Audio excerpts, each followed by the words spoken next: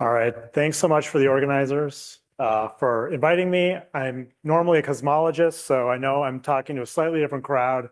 I've tried my best to pick different ways of explaining things so that hopefully I'm going to find some overlap with ways that you guys like to talk about it. But if you have questions after or you want to come find me at dinner, please come tell me the right way to talk to this audience, and maybe we can find some interesting things to work on. Okay, so my plan for today, I'm going to talk about quantum walks and exact RG into Sitter space. This is based on a paper to appear in the next week or so with a fantastic UCSD student, Kshitij Gupta. So my plan is I'm first going to review why we should be interested in light fields in a fixed de Sitter space. Then I'm going to talk about the relationship between quantum field theory and something called stochastic inflation. This is going to bring me closer to the title of the talk, which is the relationship between tails of distributions and quantum walks. And then I'll end by using exact RG and the density matrix to discuss stochastic inflation in more detail. Okay, so why should we study light fields on a fixed de Sitter background? An obvious reason is that it should be a simpler problem than quantum gravity in de Sitter space. So hopefully we should be able to solve this problem. Yet, even though it's simpler than the obvious goal, it has interesting technical and conceptual challenges. And presumably solving those interesting challenges would be necessary for understanding quantum gravity on a more general level. It's also obviously important for something like slow roll eternal inflation. And it's definitely relevant for how we calculate predictions from inflation, which are things we go and observe in the universe. Okay, so the downside is that we don't get to directly talk about things like the de Sitter entropy, but I will try to hint at the ways in which there's avatars of sort of the finiteness of de Sitter entropy or interesting things that still show up without even having finite M Planck. Okay, so the light fields in de Sitter has a horrible history. Some of you may have been aware of this through many names like IR problems, et cetera. I've given you a short summary of where all the problems are. Problem number one that's often phrased is that people like to talk about de Sitter space as being conformally invariant, and yet a massless scalar field does not have a de Sitter invariant state. That seems strange. Second problem is IR divergences. You frequently encounter integrals like these that are infinity in every dimension. So it's not something you can deal with dim reg, and it's not something that we sort of traditionally handle in quantum field theory. And finally, there's something called secular growth. That's logs that depend on the scale factor. So as you take t to infinity, these logs go to infinity. So these are generally large logs at any finite time, and they diverge as t goes to infinity. Okay, so why have these things been so confusing? Why haven't we found tools to solve them? Most of them are technical. Most of the problems boil down to the fact that this integral is not regulated by dim reg. Some of them just lack a good organizing principle, so you can check if your results make sense. Usually it's helpful to have some expectation before you do a calculation. But that relates to kind of a bigger conceptual challenge, which is that as cosmologists, we like to think of the sort of wavelength of observables in Hubble units as being large, or the wave number being very small. We're looking at enormous things. But when you go and do a perturbative calculation, you're integrating over all time. And so you don't have a small parameter. You're integrating over a regime where this number is both big and small. And so you can't just focus on the regime where you have some intuition as some kind of expansion in a small parameter. That's more or less where all of the confusion has come from. Okay, yet there has always been a solution on the table that explains all of these phenomena, which is called stochastic inflation, which goes back to more or less right after the fluctuations from inflation were calculated, back to Vilenkin and Starobinsky in the early 80s. They more or less observe that the 2-point function grows linearly in t, and they say, I know a thing that grows linearly in t, and that's the distance squared of a random walk. So this is probably some kind of random walk. And the intuition behind that is that we have all these modes that are redshifting, so wavelengths that are redshifting. And as they cross the horizon, they kind of come with a random phase. And so if I was standing anywhere along here, I just sort of add them all up, and it would look like some kind of Gaussian random walk. Now you can put that together with a potential. So you put your Gaussian noise on a potential, so it's still a random walk on the potential, but now it has some classical force. And you generate an interesting problem that has a well-known way to describe classically, which is the Fokker-Planck equation, which is the probability distribution for something random walking on a potential. So the two things to recognize here is the first term, which has two derivatives with respect to the scalar field. That's the noise term. That's our quantum noise. It's still a classical equation. It just owes its noise to quantum mechanics. And then we have the second term. This is just the classical force. This is just the potential trying to push this random walk back to the origin. And this is just an equation that people wrote down long ago for random walks that happens to seem like it has something to do with the Sitter space. If you let this thing go for long enough, it'll reach an equilibrium distribution. The distribution has this form, so this is time independent. It goes like e to the minus v, where I'm sort of implicitly putting lambda phi to the 4 here, so that it is constant out to a distance where phi is proportional to 1 over the quarter root of lambda if it was lambda phi to the 4, or 1 over the quarter root of the potential. In any case, this is in the limit lambda goes to 0, infinitely far away. And so this distribution in the limit that there's no confining potential covers all of space. And so there's some large field range involved in this problem that we're going to come back to. However, one of the nice things about this, if you just took this framework seriously, you don't ask where it came from, it solves basically all the problems on the first slide. So number one, we understand why there's no de Sitter invariant state for a massless scalar with no potential. It undergoes a random walk and it goes infinitely far away and it never converges to a time independent distribution. And therefore it also depends on the time at which you started the walk, which breaks de Sitter invariance. If you give it any potential at all, it reaches equilibrium. And when you go and calculate correlation functions in the equilibrium state, those are de Sitter invariant again. So the problem of a not de Sitter invariant state is unique to the massless scalar field with no potential. Finally, there's no sign of the IR divergences. Everything's finite because this is just an ODE and we know how to solve those. Okay, so the thing that's happened more recently that I'm going to talk about throughout this talk is that this is no longer a framework that came from just sort of intuition. We can now derive this framework from quantum field theory on fixed de Sitter. So now these properties are now things that we can derive from quantum field theory. They're no longer guesses about the answer. But in the process of doing that, we've learned new things about stochastic inflation, which raise new questions about the regime of validity of these calculations and how to answer other questions where this framework does not work. So my goal for the talk is to kind of explain these 2 points, explain sort of what we know directly from QFT and what new things we're trying to answer now that we have a better understanding of massless scalars in de Sitter. Okay, so just some background on QFT and stochastic inflation. This is based on an older paper with Cohen, Premkumar, and Ridgway. Okay.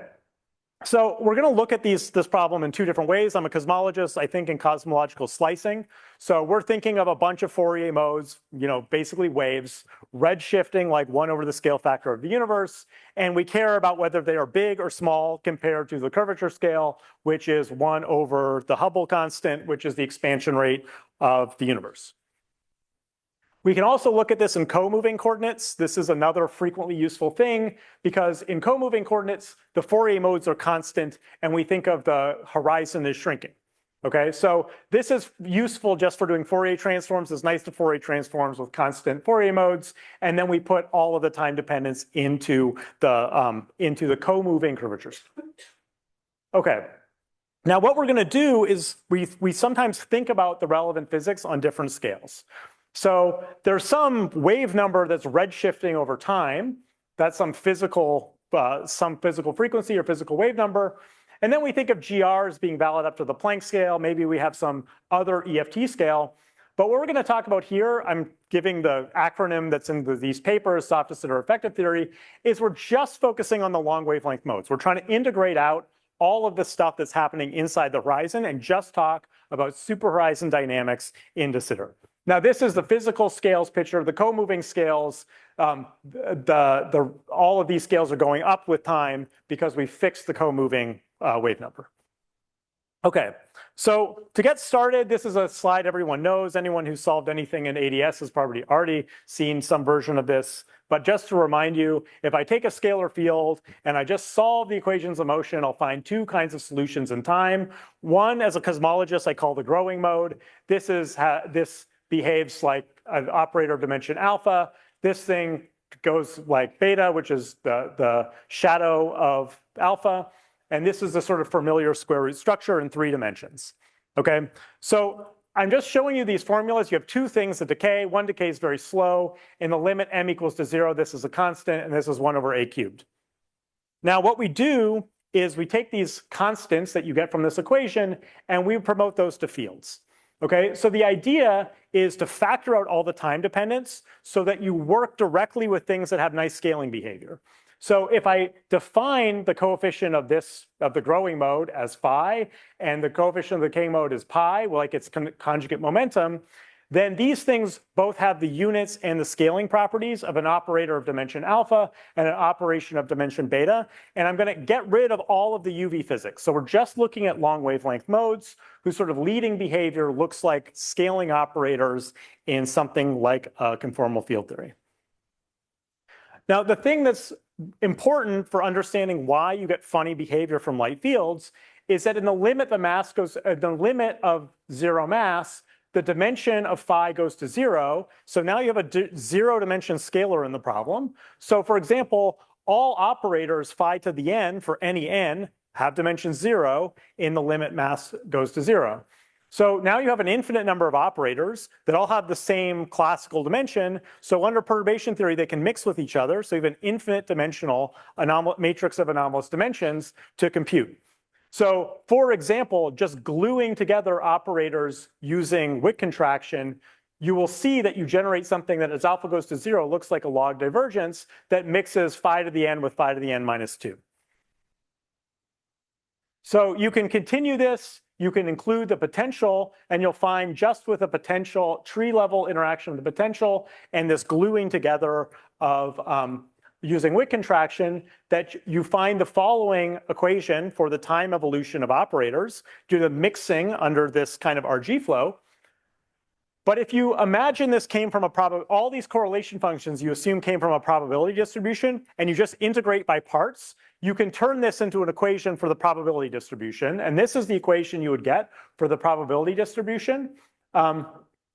It's the Fokker-Planck equation. This is stochastic inflation, but it's derivable just from mixing under RG of all. So this is like the Kalin's-Zemansky equation of this RG flow, and you can reinterpret that as the Fokker-Planck equation for this underlying probability distribution. This was more or less known again to Starobinsky and Yokoyama a long time ago, and has been re-derived in many ways by different groups, including ours. I've listed some here. They all take different points of view. I'll try to stick to one more point of view beyond this one in this talk, but there's many ways to get at the same answers. Okay, now, but what are the puzzles that we're hoping to solve by solving this in quantum field theory? So far, I just re-derived the equation that was known forever. But the obvious thing that you would like to understand is what's going on at these large field ranges. So there's a 1 over coupling to the 1/4 power here, and you should perhaps worry that you don't have control over what's going on at these large field ranges. So what are the kinds of corrections you could be missing, and do you have them under control? So the easiest way to think about the general possible corrections is just to imagine that this was a Markovian system, completely general transition amplitude, so that the change to the probability distribution is no longer the Fokker-Planck equation, but it's an integral over transition amplitudes from jumping from one point into the point of interest minus the probability of jumping from the point of interest out. Okay, so that's just what this equation says. It says and then we integrate over all jump sizes. So this is the most general Markovian evolution formula. And now we just expand in the size of the jump. So you just take you assume the jump is something close to a Gaussian. So you can expand out all of these integrals. You can expand in the jump size and just take the moments. And you're left with a local equation with potentially arbitrary many derivatives and arbitrary functions of the field value. You can also expand out those functions around phi equals 0, and you'll get this horrible mess of an equation with lots and lots of constants to calculate. Okay? And so now the guess is that the corrections for this thing from all of these terms are suppressed by some power counting in lambda. Okay, so there's an educated guess that if you guess that these constants that you have to calculate scale like lambda to the n plus n, then you'll get something that looks like a perturbation theory that you can control. Okay, so the guess is that you'll get some equation that looks like this, where we call leading order is the Fokker-Planck equation. At subleading order, there's some junk. This junk is mostly removable by Fielder definitions. And then at next to leading order, there's even more junk. And then this one term here. And this term is really exciting because this is the first occurrence of non-Gaussian noise. So this term is universal, and it represents the fact that fluctuations are not Gaussian, but you have to calculate to order lambda cubed to get there. Or to order, sorry, NLO to get there. Okay, so how do you calculate that? So in principle, the most general mixing between an operator phi to the n with all possible other operators is sort of written here, and it goes on and on. The thing that's relevant here are the combinatorial factors in front. The combinatorial factors in front are directly related to the number of derivatives of the corresponding term in a Fokker-Planck-like equation. So if I want to calculate the 3-derivative correction to Fokker-Planck, I'm looking for a correction goes like n choose 3 in the mixing of operators like so. Okay, so what we need to calculate that universal term is this diagram. This looks like mixing 3 to 1. That's the term we're looking for. So you get this. So when you put this kind of diagram into a general mixing of operators, you get that n choose 3. And you can calculate the coefficient. It's lambda over 192 pi squared. And so you get this term in the equations for the evolution of the probability distribution. So this is what the Fokker-Planck, this is what the generalization of Fokker-Planck looks like at next to leading order. I've removed a bunch of terms by Fielder definitions. This is the universal stuff that's left over. So you have Fokker-Planck, you have non-Gaussian noise, and you have an effective potential. Okay, so I'm going to focus on the effective potential here. So the effective potential, the thing to notice, and we'll come back to this on the next slide, is that it goes like phi squared lambda, phi lambda squared phi to the 4th. So it's an expansion is something that looks like lambda phi squared. Okay, but you can calculate the infinite series of terms here. I've just kept the first 3. Okay. So this effective potential should cause you some concern about the tail of the distribution. So, okay, we've managed to control this expansion when phi is around 1 over lambda to the 1/4. But when phi is of order 1 over lambda to the square root, it's no longer under control because now this infinite series is no longer an expansion in a small parameter. And so this tells us that somehow our approach of treating this as an effective field theory is not working when we get to sufficiently far distances in field space. That something's breaking down in this description that we need to correct. To see why tails of distribution, here's just a dumb model that I find helpful for understanding why tails require microphysics. So imagine we have 2 random walks, one with discrete steps, and one that's where we draw the steps from a random Gaussian distribution. Okay, and then we take n steps and we sum them all up and we ask how far from the origin we find ourselves. Now, the central limit theorem tells us that both of these things are going to evolve towards the Gaussian distribution. So after a large number of steps, you get a Gaussian, and then you get something that's non-Gaussian noise, or the non-Gaussian part of this distribution, for example, that goes like 1 over the square root of n. And so that's the usual picture here, which is like I zoom out of a random walk, I have a hard time telling the difference between this fixed step size and a Gaussian step size. However, if we ask the question, what was the probability of going n plus epsilon steps to a distance n plus epsilon to the right, then the central limit theorem has nothing to say. The fixed step, the probability is exactly 0 because the step size is 1. And so the maximum distance you can go from the origin is n, whereas the Gaussian is, of course, just a Gaussian again. And so when you look at the tail of the distribution, you still have this dependence on microphysics. So for questions about microphysics, we actually need to know the UV behavior, and this sort of RG intuition is not enough to tell us what's going on. And that's part of the problem that we're trying to solve when we're looking at this far out distribution for stochastic inflation. So concretely, if you just thought about a random walk, a classical random walk where you had a Gaussian random term for the position variable, but the force came through the momentum variable, so that the momentum has friction and it returns to the origin, but it's driven by some potential v prime like this. And you integrate out the potential, or so you integrate out the momentum, you generate this series of effective potential terms. They're just coming from the memory that's left over from the finite finite correlation length in the momentum. So you've tried to eliminate the momentum from the problem, but the momentum is responsible for generating this infinite series. So the intuition, based on this classical example, is that our effective field theory should be, or at least the breakdown in the effective potential would be resolved if we restored the momentum variable. But of course, in a quantum system, the momentum variable is an operator that doesn't commute with the position variable. And so what we really need is a way to introduce both at the level of a quantum system. Okay, so this example points to the resolution, which is that we want a better way to describe the full problem. But because momentum is inherently quantum, we can't just consider the momentum as a classical variable. We have to solve the full quantum problem in order to get a handle on the tail of the distribution.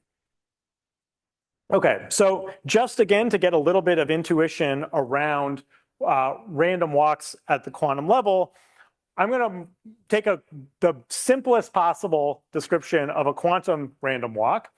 So what we're going to do is we're going to think of just having n copies of harmonic oscillators. Okay, so these are going to be our coins or our quantum random steps. N copies, so we're not doing the usual thing in quantum walks of having one coin and acting on it with many operators. We just have n coins. And then we have this walker whose job it is to couple to the coins in such a way that the probability distribution of finding the walker in the position variable is given by the sum over the positions of all these harmonic oscillators, again, measured in the position basis. Okay, so this is just a fancy quantum way of making a totally classical random walk. So we can solve this problem. It gives a Gaussian random walk, and the density matrix is diagonal, as you would expect in this way of writing it. Now, we can, of course, treat the density matrix directly as a differential equation by introducing time variable t that just counting the number of steps with some time delta t, and taking the continuum limit, we'll get something that looks like the Fokker-Planck equation. This is the equation for the evolution of the density matrix according to this same random walk. So this totally boring Gaussian random walk that's diagonal solves this differential equation here. The way to make this look more familiar is to go to the Wigner representation of the distribution. So in Wigner, the diagonal elements become, the thing that's diagonal is x, and the off diagonal is delta x, and then we Fourier transform delta x to get a variable we call p, whose role in life is to look kind of like momentum, and would play the role of momentum if this was a classical system. So as far as Wigner is concerned, this does again solve the Fokker-Planck equation, and because nothing is happening in p is just doing nothing, and so it is not evolving in the system. However, if I can introduce momentum dependence by coupling the harmonic oscillators via the position operator like so, in which case I would get a random walk not in the position basis but in the momentum basis. And of course you can construct much more elaborate quantum walks by mixing all the couplings and having all kinds of things that don't commute. That's not going to be important for this talk. All that really matters here is that there's the precise relationship between the origin, which terms give rise to the apparently classical noise, is related to how we couple the harmonic oscillators to our random walker. Okay, so the last piece of intuition comes from a quantum walk that has a Hamiltonian and a bunch of couplings to harmonic oscillators.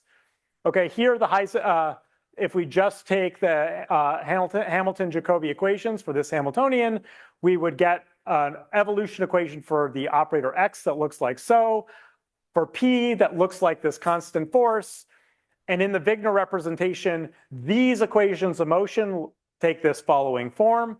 I'm highlighting this just to get to intuition after we derive a differential equation for the Wigner distribution, which terms mean what things. So I've color-coded them here. So here, orange, that's our random Gaussian noise. So this second order in x, that's telling us that there's noise in the x variable. This dx dp, that's telling us that the derivative of position is momentum divided by mass. Okay, that's this term here. And then v prime, the derivative with respect to p, that's telling us that the momentum is giving us a classical force related to the slope of the potential. Okay, so these terms are going to come back. We're going to see them in stochastic inflation. And so we're just recognizing them now, how to interpret them. Okay, so the reason that that walk is relevant is because this is basically what happens in de Sitter space.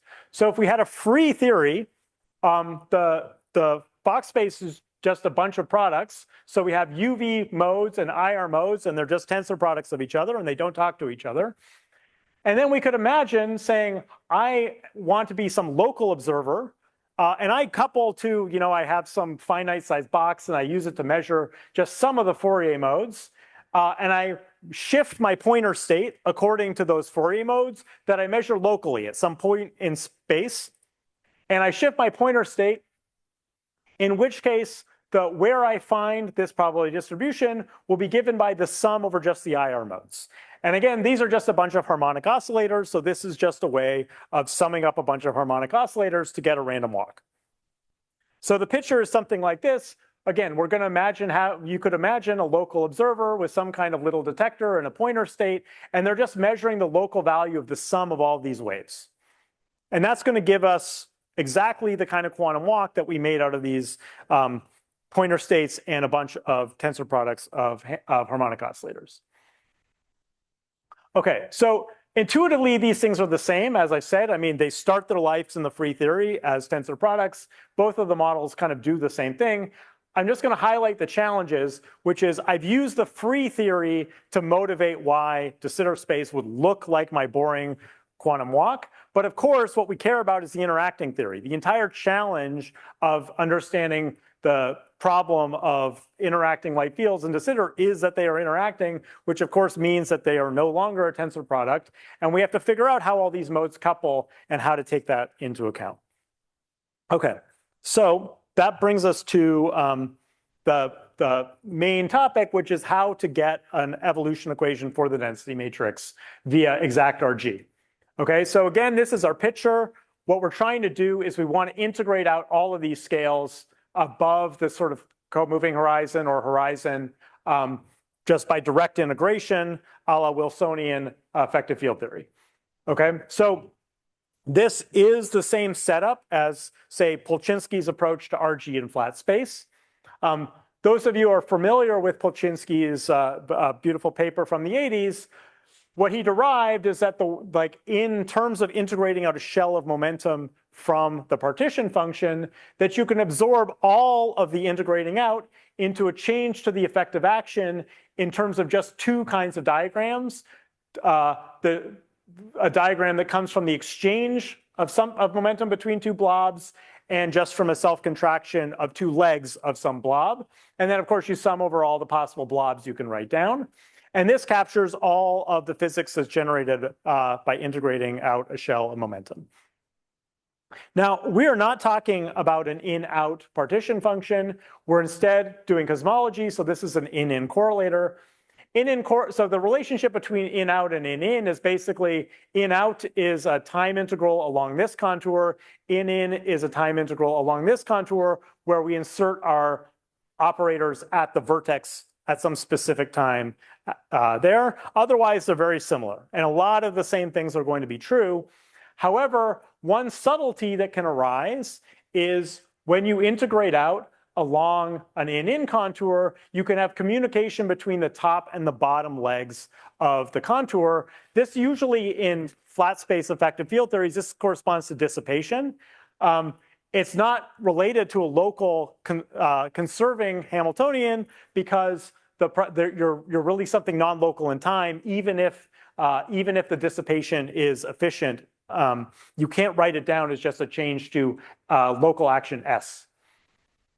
Okay, so our goal is to derive the same kind of thing into Sitter. Okay, so what we're going to do is we want to derive an exact RG equation for the density matrix, where we think of the density matrix again as just integrating over an action. Where I'm going to explain why we introduce the boundary terms here. So because we're working with this contour, we have something potentially localized at this time. So specifically, we're again working in this contour, but we have boundary conditions that distinguish the top and the bottom.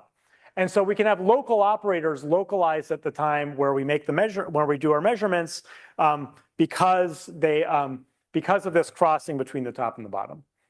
So you follow Polchinski as usual.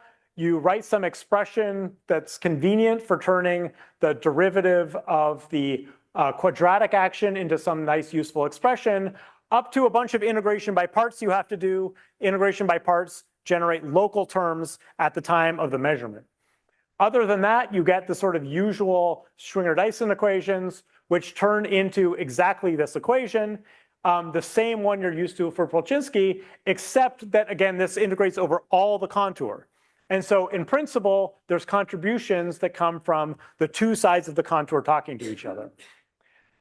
This turns out to not be too big a problem, but it does mean that you're changing the local operators at time t. So in addition to changing the action, you're getting evolution of the operators that's local in time, and this will give rise to Lindbladian type time evolution. Okay, to try to stay on time, I think there's not, the locality is not a super important detail. What I want to get to is the relationship between just integrating out a shell momentum and time evolution. So the idea is that we put these two things together to describe physics into Sitter. So we say integrate in a shell of momentum and then take a step forward in time so that we end up with the same UV cutoff, but we've performed both time evolution and RG in one single step. This is how we're going to give rise to these master equations for the evolution.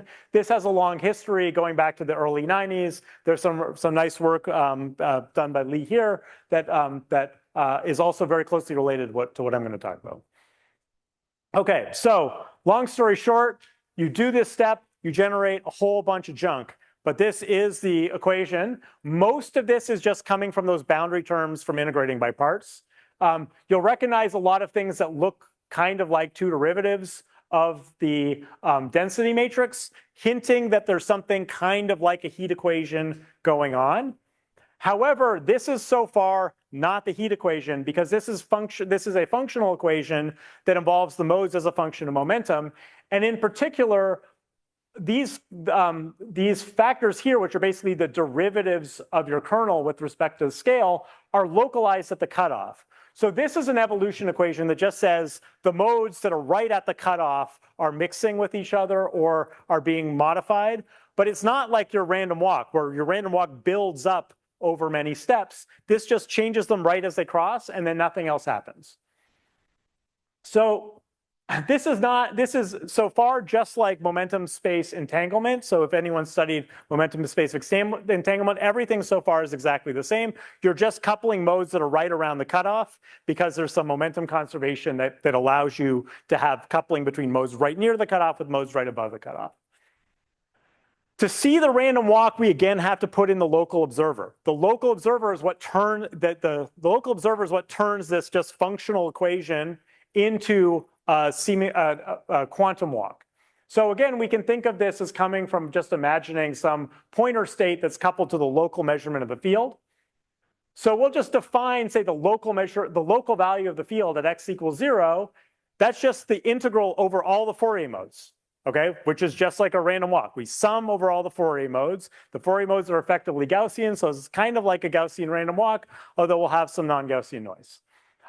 We also have to keep track of the momentum, because again, the momentum variable is here because we have we're working with the density matrix and not just the diagonal entries. Okay, it's helpful at this point because we're going to trace. What we have to do is here trace over all the fluctuations of the field that leave phi and pi fixed. Okay, and the easiest way to do that is, instead of explicitly trace, to just calculate this partition function, so we trace over everything and then just use the sources for those two fields to keep track of what's going on. And then, of course, you can Fourier transform J plus and J minus to get back to the Wigner distribution. So that's exactly what you do. You calculate this object. You then take the Fourier transform, and you get a differential equation for the Wigner distribution. It turns out that even though I wrote this horrible equation, once you do this procedure, almost all the terms in this equation are not important. They go away, and you'll be left with an equation just like the random walk I discussed for our boring random walks. I got like one slide left, sorry. You get this differential equation just for a quantum walk with the procedure of eliminate. If I want to get back to the momentum description, I can recover the effective potential by eliminating the momentum variable. So we now have that sort of master equation that looks like a quantum description of stochastic inflation. And in principle, we can include the subleading corrections. So this, now we have the potential in principle to all orders, because really the effective potential is just Hamiltonian evolution of the density matrix. We just integrated this thing out to generate an effective potential, but the exact behavior was just this. The next to leading order noise remains a problem that we'd like to understand, and hopefully that will tell us some interesting things. I wanted to highlight one application that might be interesting to this group, which is that the next to leading order equilibrium distribution now has a correction, lambda squared phi to the 6th term.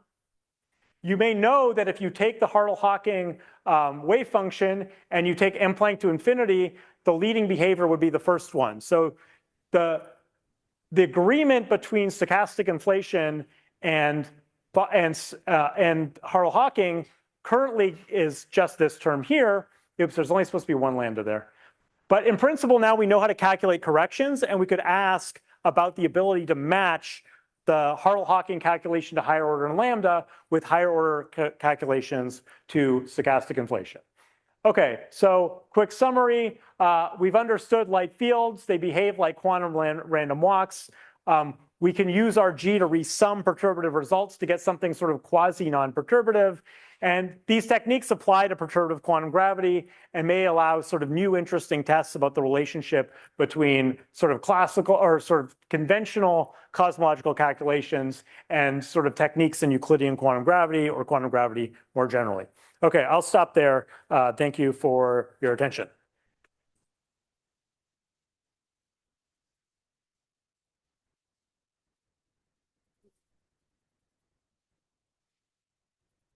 I guess going back to your previous Hartle-Hawking slide. Yeah. So you can get the first term by simply doing a computation on the sphere. Right? Yeah. Can the second term also be reproduced by some computation on the sphere, perhaps with some quantum propagator on the sphere? So I would expect this is all done on the sphere, because I wouldn't expect this to be higher topologies, because it's just a lambda correction that survives in the m Planck to infinity limit. But I am not sure where the lambda corrections come from, because usually that calculation is dominated by the geometric part, right? Like the match comes just from Einstein-Hilbert plus the cosmological constant. And I'm talking about doing the quantum field in a Euclidean sphere, right? okay. So then the first term is just the ordinary potential for phi. Yep. And then the second term sounds like it might be perhaps two copies of the potential with some propagators. So some quantum correcting. Yes. So in principle, that is yes. I'm just wondering whether that is. I have not checked. That is the thing I would like to check, is whether this, but again, so these terms all come from just eliminating momentum. So I actually would be surprised if it required a non-trivial, like it should be something more trivial, because actually you can predict all the terms in the effective potential just from a sequence of integrations involving the momentum. You don't actually have any non-trivial propagators. So it'd be surprising if it was a non-trivial calculation on the sphere, but again, I'm up to the fact that I don't totally understand why they agree in the first place. There's some guesswork there. This might not be a totally well-posed question, but you're working at the stochastic inflation assumption, and people like, I don't know, Jess Rydell and Elliot Nelson and people like that have shown that really like there's some decoherence time, right? Because you can actually think of a system environment interaction. And so like you wouldn't necessarily expect it to be fully Markovian. Do you have a sense of like how these corrections would change things? So indeed, the momentum makes it non-Markovian. The momentum is implementing some amount of non-Markovianness. So that is already there for sure.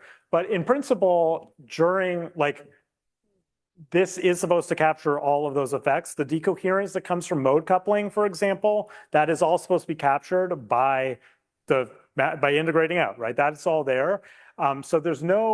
So decoherent, the older work on this was specifically about decoherence. So people in the 90s were very interested in decoherence, and they did a lot of work on the density matrix in that context. So you do see it, as the off-diagonal terms do go to zero. But it's not quite the conventional form of decoherence because, for example, you get it by integrating out momentum, but momentum you can't integrate out momentum while having the position variable because they're not independent degrees of freedom. So it's not the sort of conventional, you just trace over stuff. There's clearly, the way decoherence happens is not just, oh, I clearly have two systems, I trace over one, I get diagonal on the other.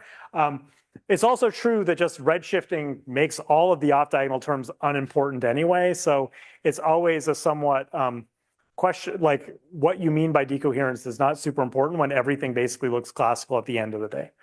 Okay, so I should only constantly think of it as a walk. It's really some exact.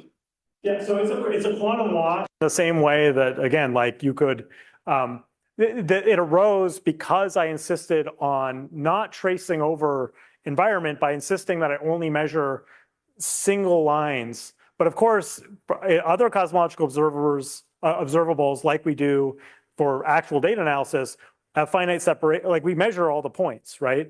And so the description of that state is actually not one of a random walk at all. It's just seems total like a quantum state. It's perfectly accurate. So it really is more a question of the observer and the observable, not so much of a fundamental statement about de Sitter having this property or that. And that's why I say the decoherence is not quite right, because in this picture, you see things that look like entropy generation, you see something that looks like a random walk.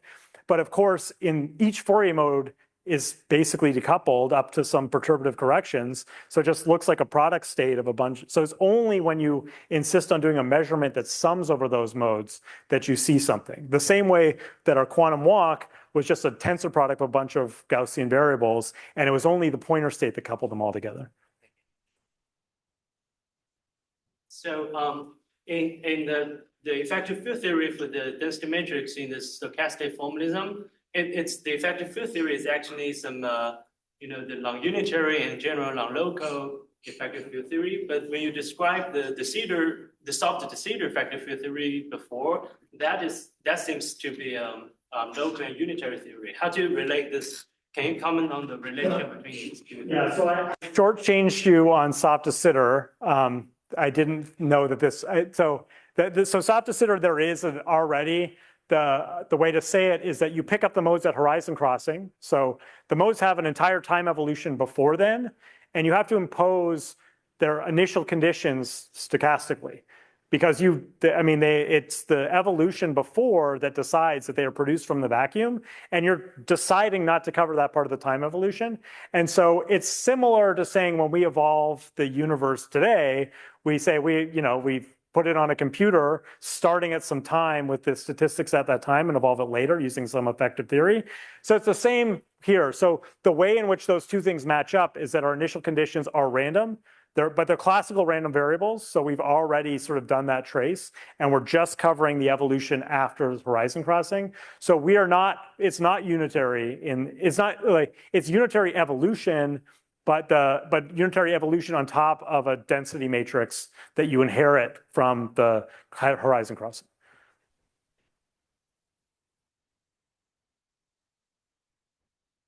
This picture of stochastic inflation also true for higher spin field, like especially gravitons? So in principle, yes. The graviton case, there's more gauge fixing issues that I'm not ready to comment on. But in principle, nothing I said is unique. So for sure, all of the sort of RG techniques that I've described are true for metric fluctuations as well. and more or less everything will carry over. They're actually easier to deal with the metric fluctuations than the scalar potential ones. So, but specifically what local observables to define, you'd probably want to calculate curvature invariance and not just GIJs. So that's the only subtlety is here we're talking about observables of phi, and the equivalent of that is probably not a thing you'd want. It's not a meaningful thing to calculate. I'm going to make the executive decision that people probably want to eat dinner, but one more. One more question. Just because this is stochastic now, is there some prediction about entropy evolution? So yeah, I mean, in principle, there is entropy generation of this random walk. Here it's coming from tracing over all this, not the information at separated points.